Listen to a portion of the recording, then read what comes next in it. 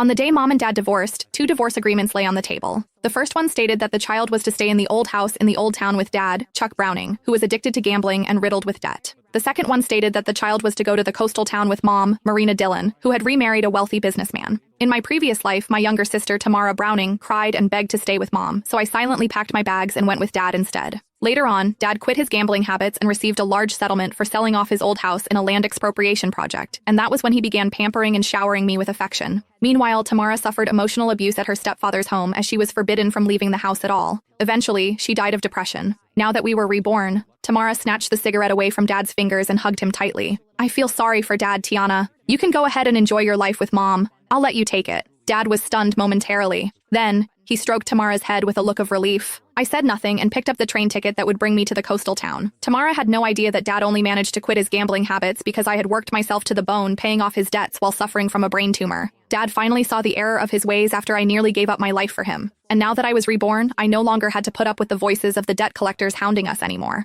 All I wanted was just a good night's sleep. I picked up my worn-out suitcase. Get out of here. Go look for your gold digger of a mother instead, Dad said, waving his hand dismissively at me like I was just an annoying fly. Tamara hid behind him and made a face at me. She mouthed, "Don't come begging me for money the next time you see me." I smiled and said nothing. Instead, I turned around and walked out into the rain, flinching at the cold. I could feel the chill seeping into my bones. It wouldn't make much of a difference wherever I went anyway. I just wanted someplace quiet to spend the last of my days, getting through everything. At least I no longer needed to hear the debt collectors hounding at the door or put up with the horrible stench of cigarettes anymore. Mom's black Mercedes was parked at the entrance to an alleyway. The car windows rolled down, revealing Mom's youthful, well-maintained face. She frowned as she stared at my drenched body, a look of disgust in her eyes. "How did you end up like this? Hurry up and get it, and make sure not to dirty the interior of the car." I opened the backseat door and was just about to enter when she said, "Throw that suitcase into the back." She pointed at my suitcase and said, "That's so filthy. I don't even know what germs it's covered in." I hesitated for a moment. However, I still did as she said and put the suitcase in the trunk of the car. When I finally got back inside the car, I did my best to stay in a corner and take up as little space as possible, not daring to touch the leather seats.